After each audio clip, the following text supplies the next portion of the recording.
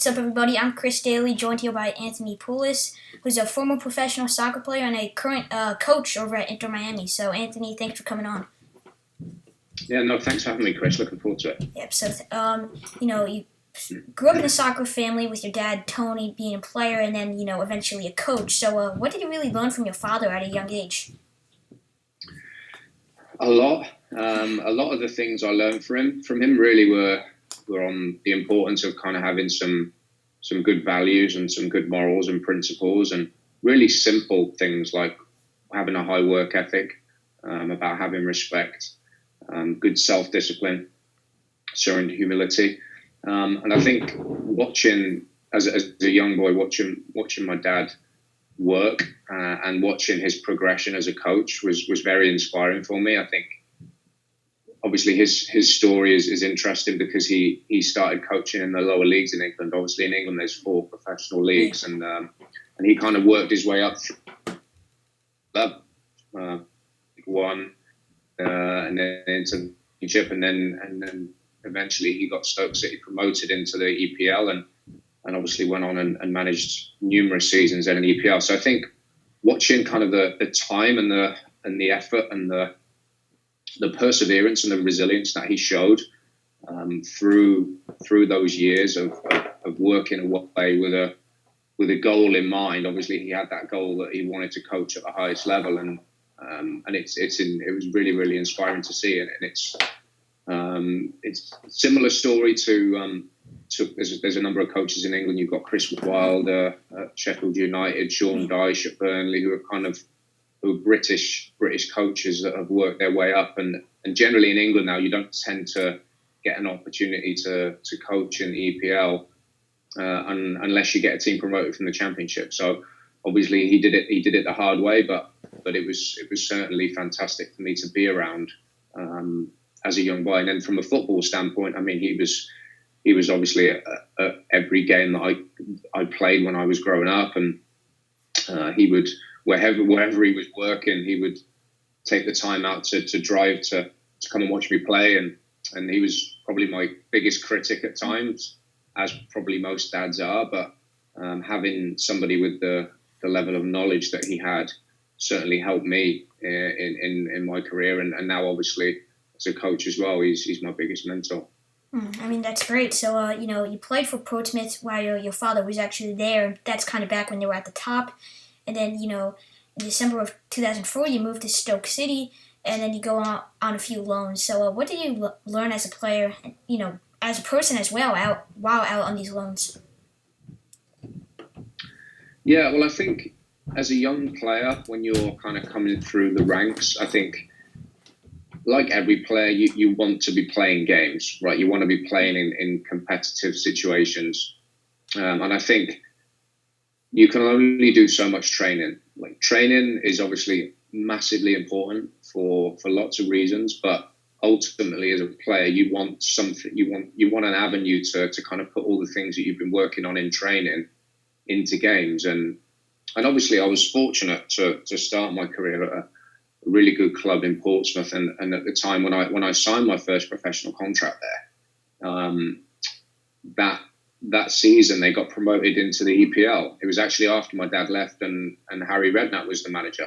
He was a fantastic manager, and the level of players that were getting brought in and signed by the club were exceptional. So it was always one of those where you're thinking, well, this is a fantastic experience to be around top players and learn from them, but ultimately to go and have a career, you have to try and break into a first team somewhere. So the opportunity came up to go and join my dad again, and I jumped at it, obviously because he knew me better than most, and I knew him, and I thought it was a good opportunity for me to progress my career, and then obviously opportunities to go on loan to lower league teams to gain experience came up, and again it was one of those where I felt like it was good to go and get some experience, to go and play in front of crowds, to go and play in games that actually really mean something, where there's 3 points at stake, where you're playing alongside guys that have got families and have got mortgages to pay and have got to put food on the table for their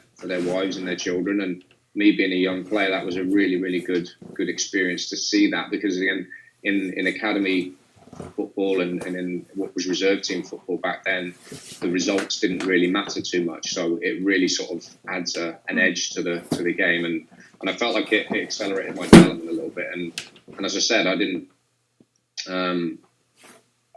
have the greatest luck with injuries. I'm sure, which we'll touch on throughout my career, and that was something that made me more resilient, and certainly toughened me up as a character, and I think it's probably stood me in good stead now going into coaching, because I can certainly empathise with players that are going through tough situations, whether it be injuries or maybe not being selected and things like that. And so, I mean, you mentioned these injuries and like how you have to stay mentally tough. And, so you reunite with your father at Plymouth Argyle, and then you go out on a few other loans, and, you obviously do get injured. So, like, how do you stay mentally tough while, fighting through an injury and trying to get back into the team? Well, I think you have to have some goals in mind. I think you have to have things to work towards. I'm a person that tries to spin negative things into a positive, and I think a lot of times, sometimes if a player gets injured, obviously it's a negative, and maybe they can feel sorry for themselves a little bit, and then maybe don't go through the rehab process as professional or as diligent as what they could do. As I said, I was fortunate just coming from a football background, and I'd seen it through my dad's eyes, really, with how he managed certain situations with players and injuries and whatnot. And so I knew that when you're injured, it's an opportunity to maybe get better in certain areas. So maybe that might be spending more time in the gym to improve your physique, to improve your strength, to improve your flexibility, and to work on other areas of your body. So it was mentally challenging. It was difficult, especially when I had, like I said, I had a lot of injuries. So it was difficult, but I was very single-minded, very driven, very determined to be the best I could be, and I tried to use those times as opportunities to become stronger and to try and improve other areas, so that when I eventually did get back fit again, I would be in a better position to go and perform to a high level. And I mean, I think that's the attitude you have to have if you want to not just become a professional but stay professional. So I mean, you mentioned like being driven though. Like, were there actually any time where you actually you might have thought to yourself like, hey, I'm injured, like, is this the end, like what's gonna happen, or was it always 100% like I'm gonna be come back into that first team? No, there were some really dark days. I think there were two or three that were quite bad. I mean, I had an issue at Stoke where I had a reoccurring thigh muscle injury where I was repeatedly tearing my thigh muscle, and we couldn't seem to get the bottom of it. I travelled to numerous different specialists in England, and eventually I went over to Germany. I spent some time in Munich with a specialist to try and really get to the bottom of why it kept happening. And when you don't get answers, that's when it can become really difficult. I think I had, so for example, I fractured my fifth metatarsal. That was very clear. Obviously, it's not ideal, but it was, you're going to have surgery, you're going to have a screw put in your fifth metatarsal to fix it. It'll be a 3-month rehabilitation protocol, and then everything should be good to go. So when you've got injuries like that and you've got a specific time frame in mind, I think it helps you. Whereas with my thigh injuries, nobody could seem to tell me why it kept happening. As I said, I had numerous specialists look at different parts of my body. Was it due to my pelvis? Was there misalignment in my back?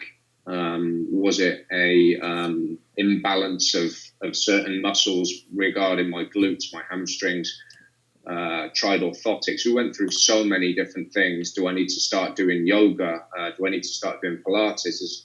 So there were so many things. I even went to a dentist once who recommended that I put a mouth guard when I sleep because it would balance my jaw, and he said that the jaw was related to the alignment of your body. So we went through so many different things, and I think that was the toughest one, as I said, because we couldn't seem to ever really get to the bottom of it, and it kind of plagued me throughout my career, because for for those that are listening and are going to view this, when you get a muscle injury or when you tear a muscle, you get scar tissue, and once you come back, you have to really manage that scar tissue in your injury. Otherwise, you're always going to be susceptible. So I think that was difficult. But again, I think I'm probably fortunate with the genetics that I've got through my father, and with the drive and the determination and the single-mindedness to try and get back, and prove some people wrong that maybe think that you're not gonna be able to overcome those issues.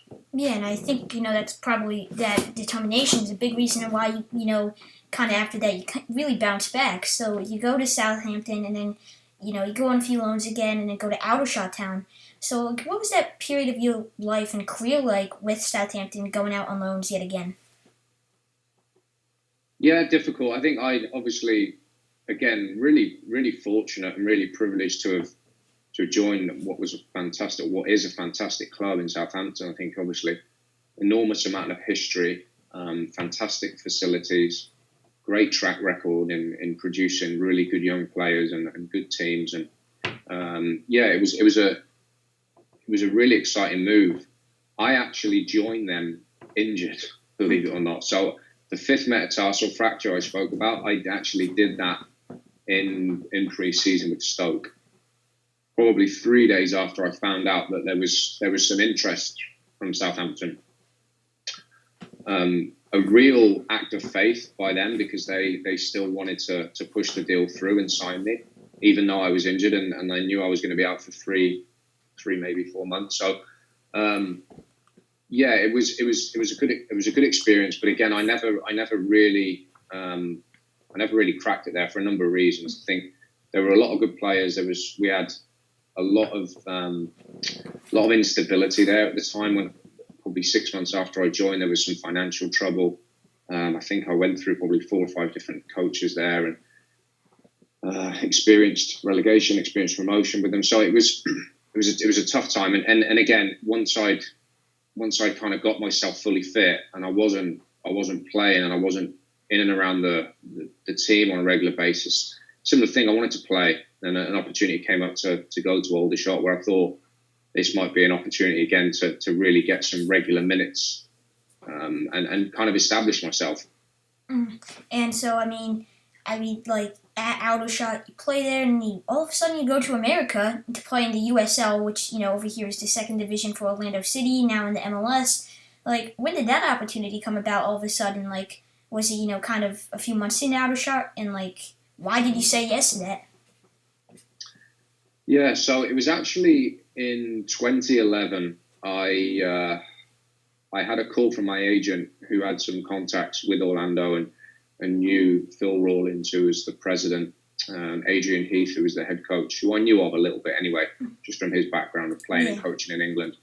Again, it was during that Southampton period where, towards the end, obviously, I wasn't that happy, because I wasn't, again, getting regular games and seeing regular minutes, and we were talking one day and exploring some other potential opportunities, and he mentioned Orlando, and I looked into it and decided I wanted to kind of almost give it one more year in England, and after I went to Aldershot, again, number of reasons, it wasn't what I expected it to be.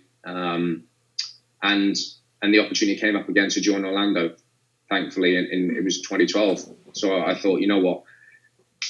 I'd been to Orlando a lot as a kid on vacation with my family. We used to go there most summers when I was growing up. So I knew what the place was like. I'd done my research on the club, and I knew it was a club that had really, really big ambitions, that had a fantastic fan base, that had good facilities, but more importantly, had really good people running the club. I'd had some conversations with Phil and with Adrian Heath, and with some other people that knew the club and knew some of the other people. And I just thought, you know what, this is an opportunity that I don't want to regret turning down again. I turned it down a year ago. If I turn it down again, this opportunity might not come up again. It always interested me to try and play in a different country and experience a different style and experience a different culture.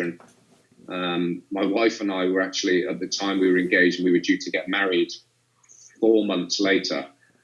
So it made it a little bit tricky. But I decided, you know what, let's take the plunge. Let's go and try it. We'll experience it. I'd signed a 2-year contract, but it was one of those. If it doesn't work out after a year, then we'll see if we can come back to England and see what else is out there. So it was one of those sliding doors moments, really, in my life, because it ended up probably being the best decision I've ever made. I think within a few days of joining the club, and I met all the players, and I met the front office staff, and met the coaches, and it really felt like a family club, and that was something that I hadn't really experienced before.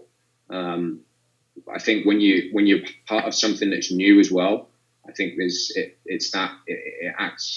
gives you that bit more of a special feeling, and we ended up being really successful. My wife and I obviously got married. We've had 2 children that were both born in Orlando, and we ended up being there for 6 years. And obviously, I transitioned from player to coach, and I can't say enough good things about that club, about the people there, about the community, and so grateful for the opportunity that they gave me, because I wouldn't be sat here now, the position that I'm in, had Phil and Adrian not given me those opportunities. And it's kind of funny because things kind of come full circle, because that's kind of right when Beckham, was kind of in America making, the MLS, go on fire. All of a sudden, it gets more popular, and soccer is becoming a crazy thing here in America.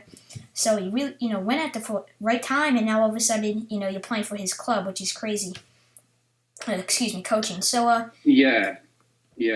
No, I think it was, as I said. I mean, I didn't know a huge amount about soccer in America, and you can call it luck, you could call it good fortune. But I was probably in the right place at the right time, and I say that a lot to people, that life's about being in the right place at the right time. I was in a good club, in a good situation, at a time in the States where the game was about to boom, and it's very difficult for me to put into words how much this game has grown in the country since I've been here in these 8 years.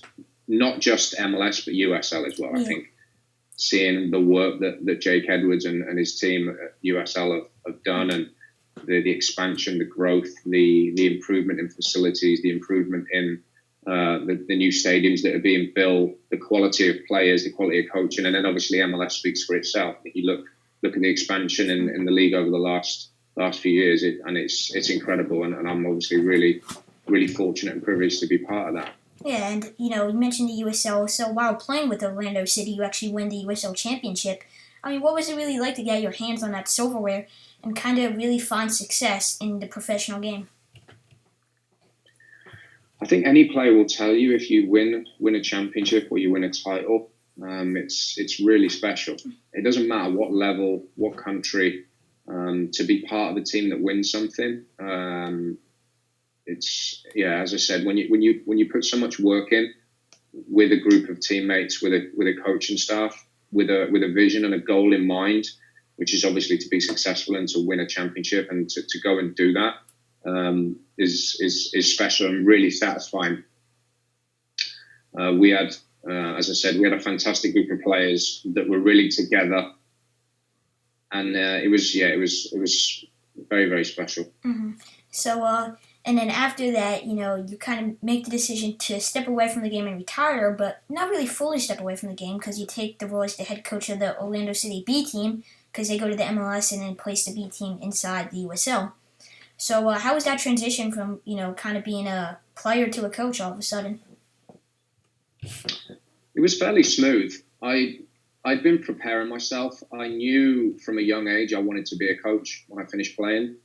Probably from the age of 23, 24, I would start making notes on certain training sessions that coaches had put on, meetings, video sessions, things that I liked, things that maybe I didn't like so much, so that if and when I got an opportunity, that I was ready to hit the ground running. And when I joined Orlando, I mean, I'll be honest, part of the reason for coming out to the States was because I knew there would be a lot of opportunities to coach. I knew how popular youth soccer was.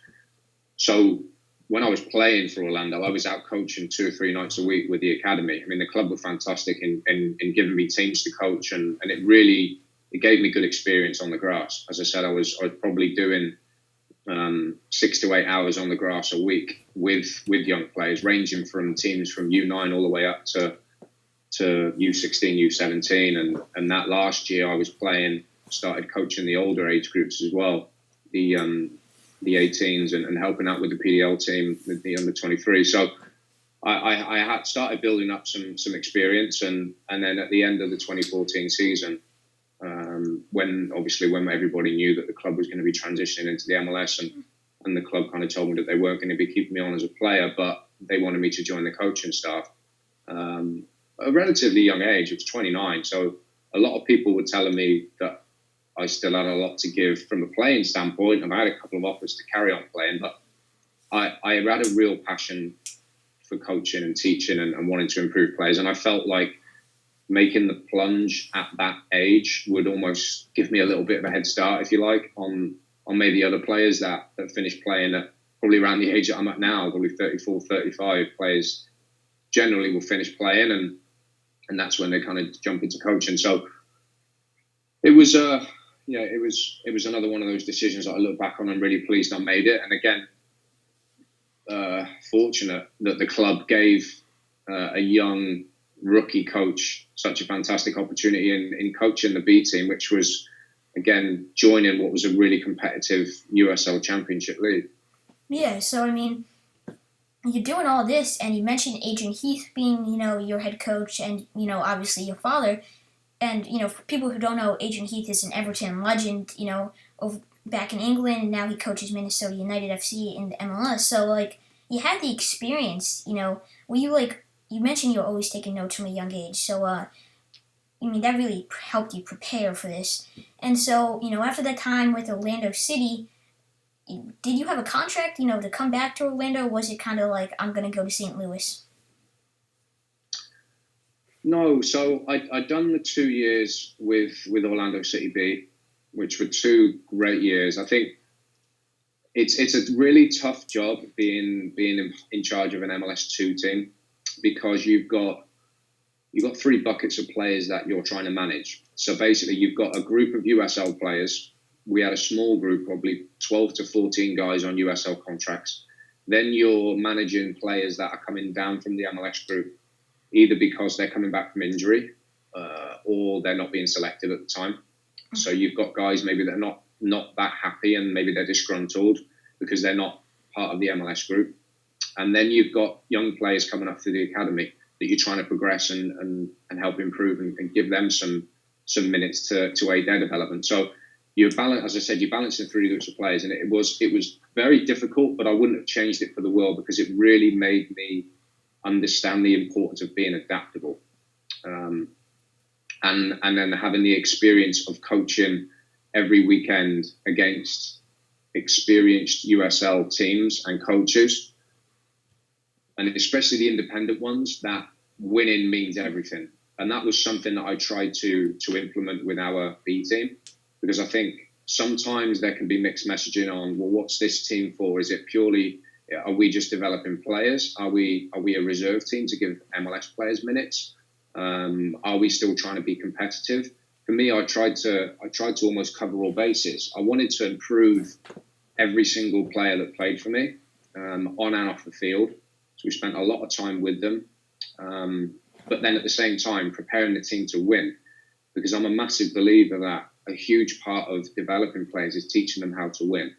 And I think if you communicate the message that results aren't important, then you're not doing your job properly in that key age. Because, for example, if we've got players within our group that we're trying to develop and push them onto the MLS team, and we're not communicating that the importance of managing games correctly in certain moments to get 3 points is key. If they get the opportunity to go up and play in the MLS in front of 30,000 people, and they're not understanding the things that you have to do if you're winning 1-0 on the road with 10 minutes left to play, then I haven't done my job properly.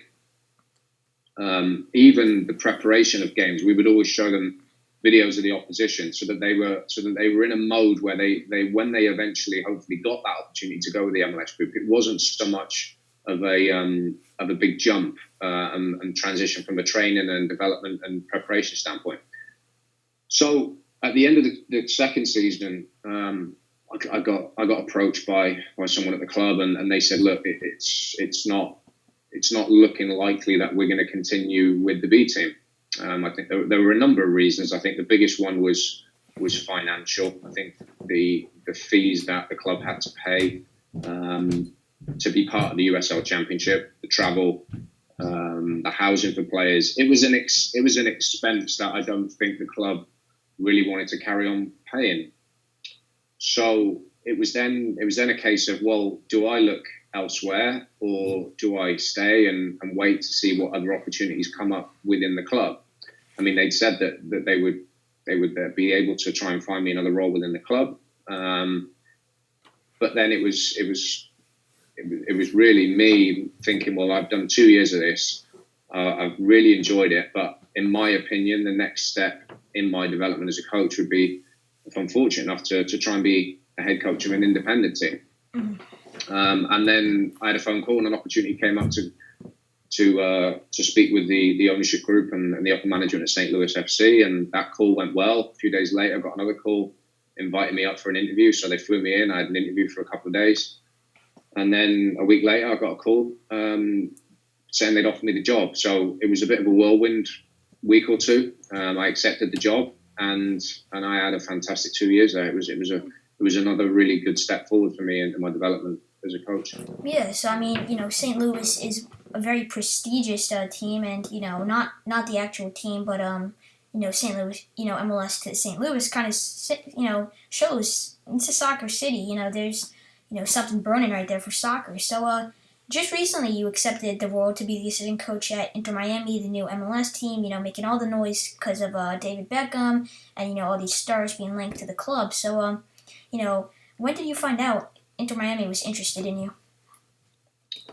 Yeah, I got a call from Paul McDonough, who's the sporting director, just after Christmas. I knew Paul from my time in Orlando, and he informed me that they were going to be hiring Diego Alonso as the head coach, a very successful coach who's won CONCACAF Champions League twice with Pachuca and Monterrey, and they wanted a domestic-based coach on the MLS staff, and would I be interested? So it was a really, really difficult decision. Something that I really had to spend some time thinking through the pros and the cons, and really speaking with my family and close friends about what was going to be the right thing for me to do for my career, but then also my family as well. And I decided to take the opportunity. I thought the opportunity for me as a coach to learn and to grow ultimately was why I took the job. I think for me to experience being part of an MLS staff with a South American coach who's been really successful, I felt like would certainly add some more strings to my bow. I'd had some decent success with St. Louis. We broke nearly every club record, I think, during the 2 years I was there, we put a roster together for this season that I felt like probably would have been the best roster that they'd ever had, and would have really, really given us a fantastic opportunity to achieve a lot of success this year.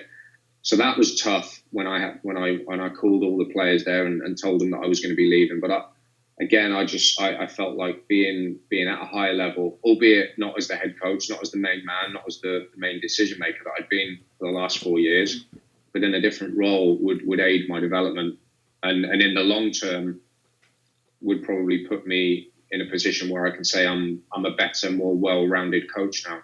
Mm-hmm. And so, I mean, Inter Miami, the new stadium, everything, it looks, so nice. One of my dream spots to go when it's all built up and stuff. So, you got guys like Luis Robles, who's, the home, a New York Red Bulls guy, and Lee Jan coming over. So, how is the squad looking so far from, a coaching standpoint?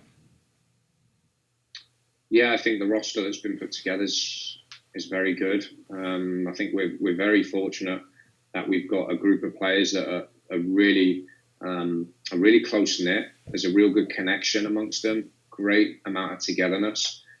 which sometimes is rare for an expansion team. I think when you throw in sort of 26 new players together, it always takes time for some chemistry to grow.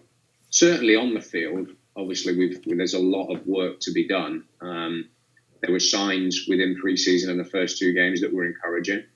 But for me, the greatest thing was to see the camaraderie amongst the guys and what a really good group of people that we've got on our playing staff. Mm-hmm. And so, obviously, I mean, most people would want to know this one. What's it like to play kind of under David Beckham, who is, a legend in the soccer community over here in the States and, frankly, worldwide? Well, I think if you look at what David's done for the game in America, by obviously coming over and signing for the Galaxy and how the game has grown and what he's done